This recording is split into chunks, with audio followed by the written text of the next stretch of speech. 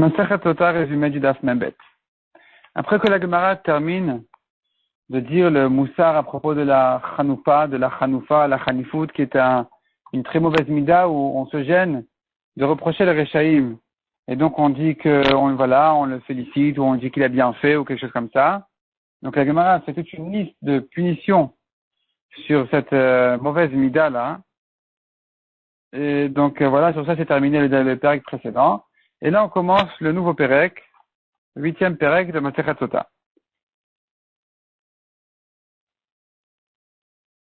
Parmi les choses qui doivent se dire en Lashon HaKodesh, nous avons le Mashuach Milchama. Mashuach Milchama, c'est le responsable de la guerre.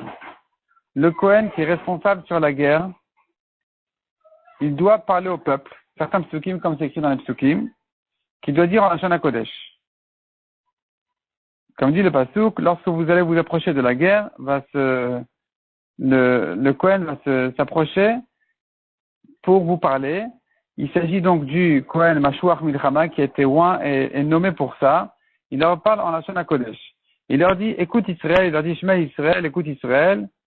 Sachez que vous n'allez pas ici en guerre c'est-à-dire le pasteur qui dit, vous allez en guerre contre vos ennemis. Qu'est-ce que ça vient nous apprendre? Et pas vos frères. Parce qu'il y a eu des guerres entre juifs qui se sont terminées finalement par la pitié sur leurs frères. Ils les ont ramenés chez eux, ils les ont habillés, etc., etc. Mais là, c'est vos ennemis, c'est des goïms qui n'auront pas pitié de vous. Donc vous devez aller en guerre avec toute violence contre eux.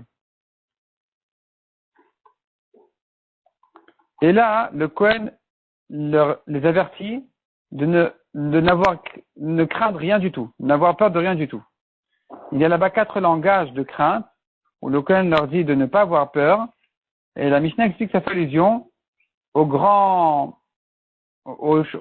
fait allusion au système des ennemis pour faire peur dans les guerres, qui sont les cris des chevaux, nettoyage d'épées, qui sont le bruit qu'on fait avec les armes en les cognant les unes sur les autres pour faire beaucoup de bruit, et les grandes armées, qui sont aussi les sonneries dans les cornes, ou bien les hurlements des ennemis. Ne craignez pas ces 4 choses-là. Donc dans le compte, on ne rentre pas ni les nettoyages d'épées, ni les grandes armées. Ça fait partie de la guerre elle-même. Ça fait pas partie de la peur, des bruits qui sont là que pour faire peur. Le reste, qui sont les chevaux, les armes qui se toquent, qui se cognent, et les sonneries de cornes et les cris des ennemis, ça sont les 4 choses sur lesquelles il leur dit, n'ayez pas peur, ne craignez rien, car Hachem, votre Dieu, va avec vous. C'est-à-dire, eux, ils viennent vaincre la guerre avec une force humaine, mais vous venez avec Akadosh Baruch Hu. Eux, donc, comme eux sont venus avec Goliath ou Shobar, ils sont tombés, eux, avec leurs armées, mais vous venez avec le nom d'Hachem, votre Dieu, qui se trouve dans le Haron. La Gemara d'abord explique quel est le dracha qui nous apprend que le Kohen doit parler en Lashon HaKodesh. La Gemara ensuite dit, dont on sait qu'il s'agit d'un Kohen spécial qui était nommé pour ça, qui est le Mashuach Milchama, dont on sait que c'est pas le Kohen Gadol, tout ça on apprend des psukim. La Gemara dit encore, pourquoi il leur dit écoute Israël? C'est pour rappeler le mérite de Shema Israël, de la lecture du Shema le matin et le soir, pour les encourager à la guerre en disant même si vous n'avez que ce mérite-là, c'est suffisant pour que vous ne tombiez pas devant les ennemis, entre les mains des ennemis. Donc le Kohen doit leur parler à 2 occasions. Premièrement, quand il sort de la ville, pour renvoyer à la maison tous ceux qui ne peuvent pas participer à la guerre. Deuxièmement, quand il s'approche de la guerre, où là il leur dit faites attention de ne pas avoir peur. La Gemara de là, on arrive à toute une longue agada à propos de Goliath. Parce que la Mishnah a dit, regardez, Pélishtim sont venus pour vaincre avec la force de Goliath, qui lui-même est tombé finalement. Qui c'est ce Goliath? Pourquoi il s'appelle comme ça? Goliath, ça vient du mot galouille. Il se tenait affronter la tête découverte devant Kadosh Baruch Hu, en disant en juif, ah oui, choisissez pour vous un ish, un homme, donc un ish, qu'il descende faire la guerre avec moi. Ish fait allusion à Kadosh Baruch Hu qui s'appelle Ish Milchama. Et Kadosh Baruch Hu lui a dit, ah bon, tu n'as pas peur de ish? Tu vas tomber entre les mains d'un Ben Ish, de David qui s'appelle Ben Ish Ephrati. La Gemara dit, ce rachat Goliath, il a trop parlé. Dans les mots qu'il a dit, il s'est rendu 3 fois. 3 fois, ces mots l'ont trompé. Ces mots, sa langue l'a trahi 3 fois et a parlé contre lui. Une fois, c'est quand il a dit, choisissez un homme qui descende sur moi. Descendre sur moi, ça veut dire qu'il me descend, qu'il va me tuer. Deuxièmement, il leur a dit, et qu'il fasse la guerre avec moi s'il peut et me frapper. Pourquoi il ajoute et me frapper? Donc voilà, sa bouche l'a trahi en disant, il sera frappé. Et ensuite, il leur dit, est-ce que je suis un chien que tu viens envers moi me battre avec des bâtons? Comme ça, Goliath, il a dit à David. La Gemara dit, ce Goliath en question, le Pelishti, est venu matin et soir pour crier sur les Juifs, en leur faisant peur. Pourquoi matin et soir? Pour les empêcher de faire le schéma matin et soir. 40 jours, il s'est tenu comme ça. Pourquoi 40 jours? Parce que la Torah a été retenue pendant 40 jours avant de descendre au monde. Et donc, c'est ces 40 jours-là qui font que il a puisé de là sa force de tenir encore 40 jours. Parce que la Torah a été retenue pendant ces 40 jours-là. Et sorti, dit le Passouk, est sorti l'homme ha-benaim. Qu'est-ce que ça veut dire ce mot benaim en parlant de Goliath? La Gemara donne 4 explications. Soit ça veut dire, il est construit et propre de tout défaut.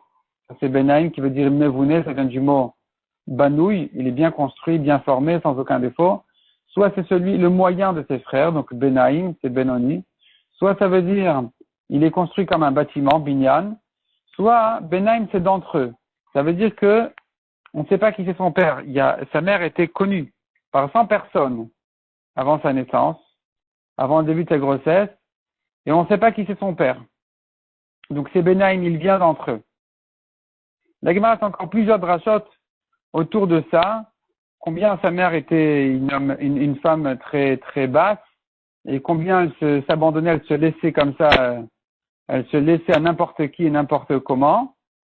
Et donc ça, c'est des drachot qu'on fait sur les mots qui indiquent qui était cette femme-là. Harafa, Orpa, tout ça, ça tourne toujours autour de la même idée. La Gemara dit encore, elle a eu 4 garçons, cette femme-là, 4 géants. Ces 4 garçons sont tombés entre les mains de David et ses serviteurs. Pourquoi? Parce que cette femme-là, elle s'est séparée de Naomi, sa belle-mère, qui voulait rester. Donc sa belle-mère, bien sûr, la tête de 4 Naomi, et elle l'a quittée en retournant chez les Goïm. Donc, ses enfants sont tombés entre les mains de sa sœur Ruth, qui est restée avec la belle-mère Naomi, chez les Juifs. Et c'est pour ça que ces enfants de cette femme-là, dont Goliath et d'autres, des géants, mais qui sont tombés entre les mains de David et ses serviteurs. Et comment elle a mérité ces 4 géants-là?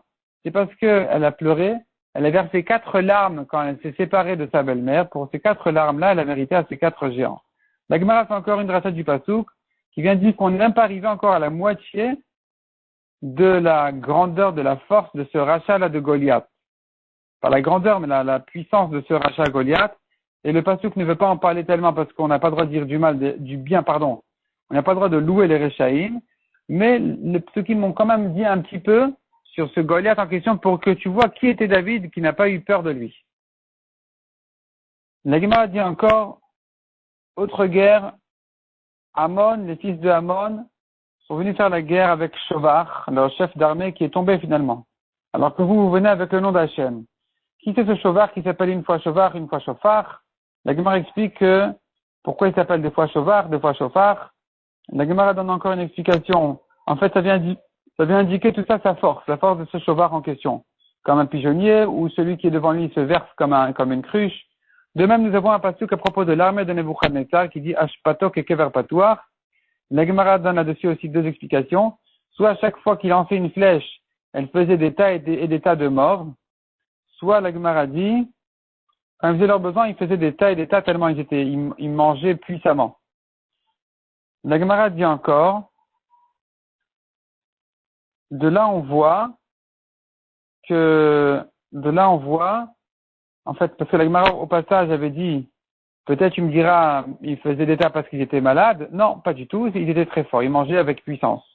La Gemara dit de là j'apprends que celui qui fait beaucoup dans ses besoins, c'est la preuve qu'il est malade et qu'il doit se traiter et se soigner. La Gemara ramène encore un passage qui dit l'angoisse dans le cœur de l'homme, Yashrena. Ça veut dire quoi ce mot? La Gemara explique de deux manières. Soit Yesichen Amidato, qu'il n'y pense pas. Un homme qui a une angoisse, s'il peut ne pas y penser, c'est le mieux. Ou bien la Gemara explique une autre explication qui voudrait dire Yesichen al-Achirim, qu'il la raconte à d'autres personnes, ça va le soulager, et ils pourront éventuellement aussi l'aider.